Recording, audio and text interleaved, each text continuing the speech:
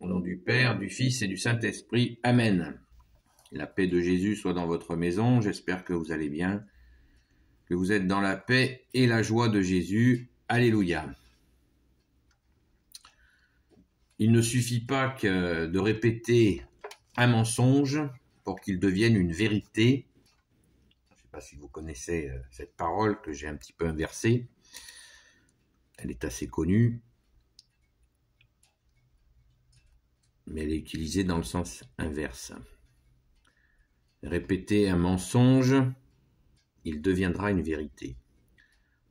C'est une phrase qui nous invite au mal, à la manipulation, comme nous baignons dedans, d'un point de vue médiatique. Donc, il nous faut, c'est pour ça que je l'utilise dans ce sens-là. Il ne suffit pas de répéter des mensonges pour que cela devienne la vérité.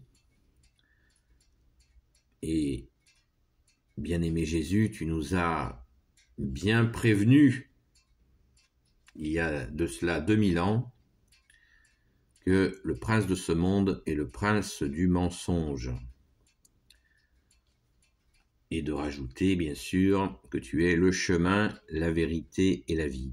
Pourquoi je vous dis ça? Parce que nous rencontrons régulièrement des personnes, et ça m'est arrivé récemment, à Sainte-Baume justement, où il est de bon ton et de tout confort de dire que à chacun sa vérité. Non. Ce n'est pas ainsi, il y a la vérité et l'erreur. Et je ne peux que nous inviter, je m'invite aussi à reconnaître la vérité et non l'erreur. Parce que si l'on dit que à chacun sa vérité, ça veut dire qu'il y a plein de vérités. Que l'on dise que chacun en est à son niveau de conscience de la vérité, oui, certes, ça va de soi. C'est nos prises de conscience qui nous rapprochent de la vérité que tu es Jésus, puisque tu nous l'as dit. Jésus, tu nous dis, je suis le chemin, la vérité et la vie. Mais ce n'est pas une vérité brutale qui s'impose comme une dictature humaine. C'est bien une vérité d'amour et qui nous mène à la compréhension d'amour. C'est une vérité qui ne s'impose pas, qui n'écrase pas. C'est une vérité de sagesse, la sagesse de Dieu bien sûr, pas la sagesse des hommes qui est folie aux yeux de Dieu, comme nous le dit la parole. Donc, soyons vigilants. Et je ne peux que nous inviter à réfuter, ce qui veut dire refuser, oui, cette habitude que nous pouvons avoir, et on le cède par fainéantise ou par inconscience, de dire oui, il y a plusieurs vérités. La vérité de machin, bidule, chouette, etc., et chacun prend la vérité qui lui convient. Non. Tout cela nous mène absolument au désastre. Car la vérité en Jésus, le Christ Jésus, comme dit le grand Saint Paul, eh bien, c'est la vérité ultime, puisque, et la vérité vraie, puisque le Père a dit que son Fils sauverait le monde, c'est-à-dire que toutes les entreprises humaines qui ne se rangent pas, et au sens positif bien sûr, pas au sens obéissance non réfléchie, qui se rangent derrière notre seul roi, Jésus le Christ Jésus, eh bien, si ces forces humaines-là croient sauver le monde, eh bien, ce sera encore et encore un échec, voire pire que ce qu'ils voulaient changer. L'enfer est pavé de bonnes intentions, vous le savez. Par opposition, Jésus, tu nous as dit que l'enfer ne prévaudrait pas sur sa sainte Église. Donc, nous avons tout à espérer, à demeurer dans la sainte Église catholique pour demeurer dans la vérité et, bien sûr, avancer humblement derrière toi, Jésus, notre seul roi, le seul sauveur. Je le répète, c'est le Père qui l'a dit dans la Sainte Écriture, que c'est son Fils qui sauverait le monde. C'est le sens de la croix et de la résurrection. Et c'est le sens aussi de notre rendez-vous, le rendez-vous de l'humanité, le deuxième rendez-vous. Le premier rendez-vous, c'était le premier avènement de Jésus. Merci Jésus d'être venu, que nous avons fêté à Noël. Et l'humanité a rendez-vous avec toi encore Jésus, le Christ Jésus, pour ton second avènement, où là, les jeux seront faits. Mais, encore une fois, ce n'est pas une dictature qui vient, c'est tout simplement le déroulé du programme de la création. Elle a un cheminement, elle a une direction, elle a un agenda. Cet agenda, il est mystérieux puisque Jésus l'a dit lui-même pour le second avènement, pour son second avènement, il n'en connaît pas lui-même le jour ni l'heure. Seul le Père connaît le moment, le jour, l'heure du second avènement de Jésus le Christ. Donc, vous voyez qu'il est vain de croire qu'il y ait d'autres vérités, puisque l'agenda est fixé. Alors immédiatement, bien sûr, certains diront, oui, mais ça, ce sont des écritures qu'ont écrit des hommes.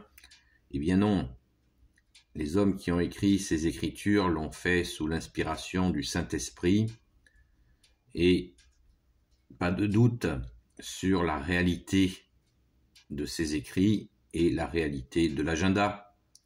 Mais encore une fois, ne cessons pas de le répéter, ce n'est pas la vérité en Jésus le Christ Jésus n'est pas une dictature qui vient, c'est l'amour, la manifestation du Dieu d'amour que tu es Jésus avec ton Père et l'Esprit Saint qui se met en œuvre avec tant de souffrance pour les hommes qui ne l'accueillent pas, tant de souffrance qui auraient pu être évitées si nous accueillons ce feu d'amour que tu es Jésus.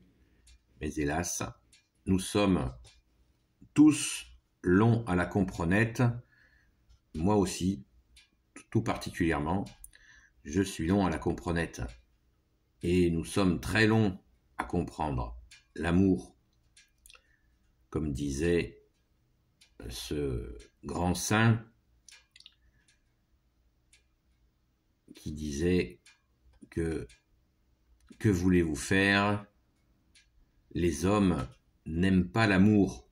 Cela voulait dire les hommes n'accueillent pas l'amour de Jésus. Ils s'en détournent souvent. Et c'est ce qui fait qu'ils souffrent souvent. C'est ainsi. Le grand saint en question, c'est saint François d'Assise. Donc,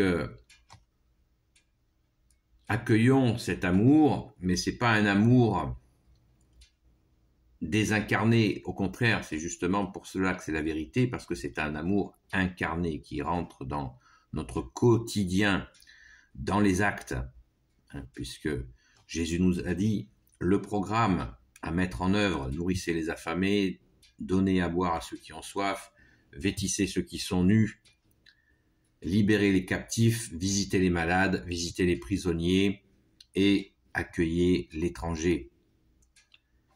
Le programme est fixé. Jésus nous l'a dit et nous a même précisé, à chaque fois que vous le faites à un de ces petits, c'est à moi que vous le faites. Donc, et même avant de nous donner cette feuille de route, cette ligne de conduite, eh bien Jésus nous a dit, vous le savez, le second commandement qui est aimez-vous les uns les autres. Voilà. Donc il n'y a pas de mystère là-dessus. C'est clair, c'est dit. Premier commandement, d'aimer Dieu de toutes ses forces, de toute son intelligence, de toute sa volonté. Et le deuxième commandement, aimez-vous les uns les autres.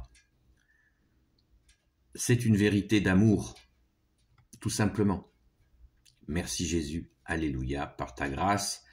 Et sachons bien que pour accéder à cette vérité, Jésus ne nous laisse pas nous débrouiller tout seul. Il nous aide sans cesse, chaque instant, il nous aide à comprendre cette vérité d'amour que tu es Jésus. Alléluia. Béni soit le Père, le Fils et le Saint-Esprit. Amen. Ô Jésus, s'il te plaît, je te confie toutes celles et ceux qui regarderont cette vidéo, ainsi que leurs proches, selon ta sainte volonté, ô Jésus. Sainte Marie, Reine des cieux, toi l'Immaculée Conception, toi qui écrases le serpent, toi qui es la lune sous tes pas, toi notre Mère, Notre-Dame. Saint Joseph, toi le juste et le saint, toi le sage, toi la terreur des démons, toi le saint gardien de la Sainte Église catholique apostolique, Sainte Marie-Madeleine, notre chère sainte patronne, et vous, tous les saints et saintes amis de Jésus, Saint Michel Archange qui est comme Dieu, Saint Gabriel Archange, Saint Raphaël Archange et tes anges guérisseurs, et vous, tous les anges qui servez Jésus, je vous confie toutes celles et ceux qui regarderont cette vidéo, ainsi que leurs proches, selon ta sainte volonté, ô Jésus. J'invite toutes celles et ceux, tous les amis de Sainte Marie-Madeleine, ou si vous n'en êtes pas, qui prient, de prier pour toutes les personnes que j'ai pu rencontrer à la Sainte Baume ce week-end, et tout simplement en les confiant à Jésus sans intention, en précisant bien sûr selon ta volonté, ta seule volonté, ô Jésus. Amen. La paix de Jésus soit dans votre maison. À très vite.